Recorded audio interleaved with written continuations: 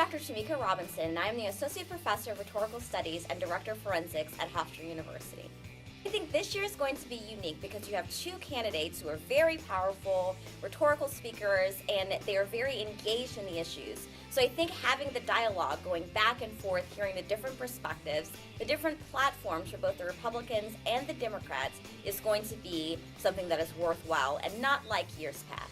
There's going to be lots of conversation surrounding some of the key issues happening here on campus, from immigration to Islamophobia to how to get out and vote.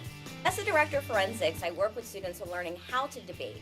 So within our classroom, before we prepare for competition and everything, we'll talk about all of the issues from foreign policy to economic issues. We'll spend a lot of time discussing both of the candidates' platforms as well as some of the third-party candidates.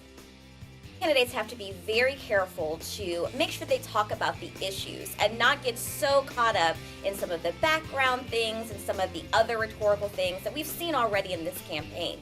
So I think that if both candidates really talk about their policy experience, talk about what they actually know and what they want to do as president, we'll have a much clearer perspective of who we want to vote for and who deserves to be in the White House.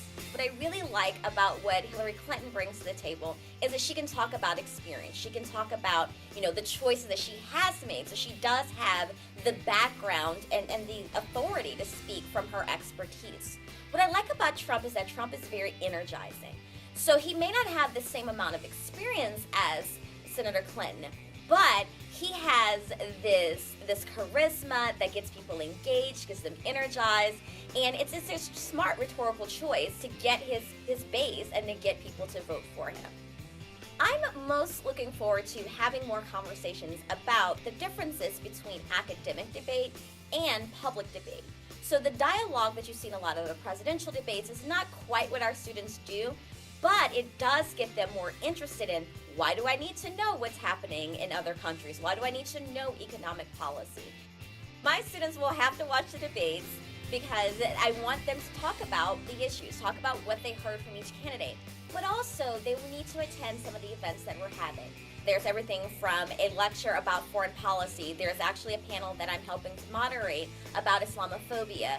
There's panels about immigration. There's student debates about it, to where I want my students to not just listen to just the candidates, but also research and figure out their stances and ideas themselves. One of the biggest takeaways for students is that dialogue matters. I think that being able to hear directly from the candidates, and again, having all of the excitement with it being here at Hofstra, is going to help them to understand why rhetorical choices and how we evoke those rhetorical choices is going to be very important, and it helps to build the engagement and excitement surrounding this election, which for some students it may be their first election they're able to vote in.